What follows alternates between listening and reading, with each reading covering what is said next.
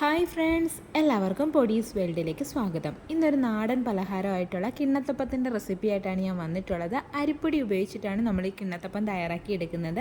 അപ്പം നമുക്കിതെങ്ങനെ തയ്യാറാക്കുന്നതെന്ന് നോക്കാം. കിണ്ണത്തപ്പം തയ്യാറാക്കുന്നതിനായിട്ട് ഞാനിവിടെ 1 കപ്പ് അരിപ്പൊടിയാണ് എടുത്തിട്ടുള്ളത്. അപ്പം, ഇടിയപ്പം, പത്തിരിക്കൊക്കെ എടുക്കുന്ന പൊടിയാണ് എടുത്തിട്ടുള്ളത്. നൈസായിട്ടുള്ള പൊടി, വറുത്ത അരിപ്പൊടിയാണ് എടുത്തിട്ടുള്ളത്. ഇനി നമുക്കിതെങ്ങനെ തയ്യാറാക്കുന്നതെന്ന് നോക്കാം. അപ്പോൾ അതാ നമുക്കിനി കിണ്ണത്തപ്പത്തിൻ്റെ ബാറ്റർ തയ്യാറാക്കി എടുക്കാം. അതിനായിട്ട് ഞാനിവിടെ ഒരു മിക്സിയുടെ ജാറിലേക്ക് ആദ്യം തന്നെ തേങ്ങാപ്പാൽ ഒഴിച്ചു കൊടുക്കുകയാണ്. ഞാനിവിടെ ഒരു 1.5 കപ്പ് അളവിൽ തേങ്ങാപ്പാൽ എടുത്തിട്ടുണ്ട്. കട്ടി തേങ്ങാപ്പാൽ എടുക്കാൻ വേണ്ടിയിട്ട് ശ്രദ്ധിക്കണേ. പിന്നീട് നമ്മൾ എടുത്തു വെച്ചിട്ടുണ്ടായിരുന്ന ആ അരിപ്പൊടി നമുക്ക് ഇതിലേക്ക് ചേർത്ത് കൊടുക്കാം. അതിനുശേഷം ഞാൻ ഇതിലേക്ക് ഒരു 1/2 കപ്പ് അളവിൽ പഞ്ചസാര കൂടി ചേർത്ത് കൊടുക്കുകയാണ്. നമ്മുടെ മധുരത്തിൻ്റെ അനുസരിച്ചിട്ട് പഞ്ചസാരയുടെ അളവ് ക്രമീകരിക്കുക കേട്ടോ. പിന്നീട് ഇതിലേക്ക് ഒരു 1/4 ടീസ്പൂൺ അളവിൽ ഏലക്കാപ്പൊടി കൂടി ഞാൻ ചേർത്ത് കൊടുക്കുകയാണ്. അതുപോലെ തന്നെ മധുരം ഒന്ന് ബാലൻസ് ചെയ്യാൻ വേണ്ടിയിട്ട് ഒരു നുള്ള അളവിൽ ഉപ്പും കൂടി ചേർത്ത് കൊടുക്കുകയാണ്.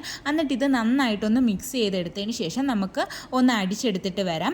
അരിപ്പൊടിയുടെ അനുസരിച്ചിട്ട് തേങ്ങാപ്പാലിൻ്റെ അളവിൽ ചെറിയ വ്യത്യാസങ്ങളൊക്കെ വരാം. ഒരു അപ്പത്തിൻ്റെ മാവിൻ്റെ കൺസിസ്റ്റൻസിയിലാണ് ഈ മാവ് നമുക്ക് കിട്ടേണ്ടുള്ളത്. ഇപ്പം നിങ്ങൾ അടിച്ചെടുക്കുമ്പം വെള്ളം കുറവ് കണക്ക് തോന്നുവാണെങ്കിൽ കുറച്ചുകൂടി തേങ്ങാപ്പാൽ ആഡ് ചെയ്തിട്ട് നന്നായിട്ടൊന്ന് അടിച്ചെടുക്കുക. അപ്പോൾ ഞാനിത് അടിച്ചെടുത്തിട്ട് വന്നിട്ടുണ്ട്. ഇത് നമുക്കൊരു ബൗളിലേക്ക് അങ്ങ് മാറ്റാം.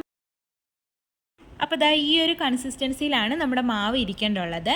ഇനി നമുക്കിതൊന്ന് അടച്ചിട്ട് റെസ്റ്റ് ചെയ്യാൻ വേണ്ടിയിട്ട് വെക്കാം. ഒരു 30 മിനിറ്റ് റെസ്റ്റ് ചെയ്യാൻ വെച്ചാൽ മതിയാകും. അപ്പോൾ നമ്മുടെ മാവ് റെസ്റ്റ് ചെയ്യാൻ വെച്ചിട്ട് ഒരു അരമണിക്കൂർ ആയിട്ടുണ്ട്. ഇനി നമുക്കിതിലേക്ക് ഒരു 1/4 ടീസ്പൂൺ അളവിൽ ചെറിയ ജീരകം കൂടി ചേർത്ത് കൊടുക്കാം. എന്നിട്ടിത് നന്നായിട്ട് മിക്സ് ചെയ്തിട്ട് എടുക്കാം. തയ്യാറാക്കിയ മാവ് ഒഴിച്ചു കൊടുക്കുന്നതിനായിട്ട് ഞാനിവിടെ ഒരു കേക്ക് ടിന്നാണ് എടുത്തിട്ടുള്ളത്. ഇനി നമുക്കിതിലേക്ക് കുറച്ച് നെയ്യോ ഓയിലോ എന്തെങ്കിലും ഇട്ട് കൊടുത്തിട്ട് നന്നായിട്ട് ഇതങ്ങ് തേച്ച് പിടിപ്പിക്കാം. ഇങ്ങനെ തേച്ച് പിടിപ്പിക്കുകയാണെന്നുണ്ടെങ്കിൽ കിണ്ണത്തപ്പം ഒട്ടാതൊക്കെ നമുക്ക് കിട്ടും. അതിന് വേണ്ടിയിട്ടാണ് ഇതിങ്ങനെ തേച്ച് പിടിപ്പിച്ച് കൊടുക്കുന്നത്. അപ്പോൾ ആദ്യം ഞാൻ തേച്ച് പിടിപ്പിച്ച് കൊടുത്തിട്ടുണ്ട്. ഇനി നമുക്കിതിലേക്ക് മാവ് ഒഴിച്ചു കൊടുക്കാം. കിണ്ണത്തപ്പം എന്ന് പറയുമ്പോൾ തിന്നായിട്ടുള്ള ഒരു പലഹാരമാണ്. അപ്പോൾ അതനുസരിച്ചിട്ട് നമ്മൾ മാവ് ഒഴിച്ചു കൊടുത്താൽ മതി. കൂടുതൽ മാവിൻ്റെ ആവശ്യമില്ല, വളരെ കുറച്ച് മാവ് ഒഴിച്ചു കൊടുത്താൽ മതി. അപ്പോൾ ഞാനൊരു 3-4 തവി മാവ് ഒഴിച്ചു കൊടുക്കുന്നുണ്ട്. ഇനി നമുക്കിത് ഒരു ഫോയിൽ പേപ്പർ വെച്ചിട്ടൊന്ന് കവർ ചെയ്തിട്ടും കൂടി എടുക്കാം. ഇങ്ങനെ എടുക്കുന്നത് എന്തിനാണെന്ന് വെച്ച് കഴിഞ്ഞാൽ നമ്മൾ സ്റ്റീം ചെയ്യുമ്പോൾ ആ ഒരു വെള്ളം വന്ന് വീഴാതിരിക്കാൻ വേണ്ടിയിട്ടാണ്. ഈ ഒരു ഡയറക്റ്റായിട്ട് ഈ ഒരു പലഹാരത്തിലേക്ക് വെള്ളം വന്ന് വീഴാതിരിക്കാൻ വേണ്ടിയിട്ടാണ് ഇങ്ങനെ ഫോയിൽ പേപ്പർ വെച്ചിട്ടൊന്ന് കവർ ചെയ്തെടുക്കുന്നത്.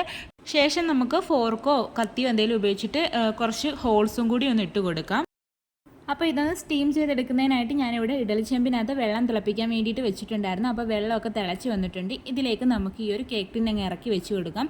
എന്നിട്ട് ഇത് മൂടി വെച്ചിട്ട് നമുക്കങ്ങ് വേവിച്ചിട്ടെടുക്കാം. ഒരു മീഡിയം ഫ്ലെയിമിൽ ഒരു 20 മിനിറ്റൊക്കെ മതിയാകും ഇതൊന്ന് കുക്കായി കിട്ടാൻ വേണ്ടിയിട്ട്. അപ്പോൾ നമുക്ക് അതുവരെ വെയിറ്റ് ചെയ്യാം.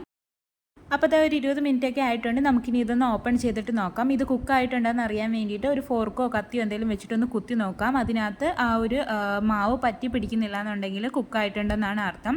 നമ്മൾ എടുക്കുന്ന പാത്രം ടൈറ്റായിട്ടുള്ള പാത്രമാണെന്നുണ്ടെങ്കിൽ ഇതിലും നേരത്തെ റെഡിയായി കിട്ടും. അതുപോലെ തന്നെ ഫ്ലെയിമിൻ്റെ അനുസരിച്ചിട്ടും ഈ കുക്കിംഗ് ടൈമിനകത്ത് ചെറിയ വ്യത്യാസങ്ങൾ വരും. അപ്പം നിങ്ങൾ ഇതേണക്ക് ഒരു ഫോർക്ക് എടുത്തിട്ട് ഒന്ന് കുത്തി നോക്കുക. അതിനകത്ത് ആ മാവ് പറ്റി പിടിക്കുന്നില്ല എന്നുണ്ടെങ്കിൽ കുക്കായിട്ടുണ്ടെന്നാണ്. അപ്പോൾ എനിക്ക് പറ്റി പിടിച്ചിട്ടില്ല.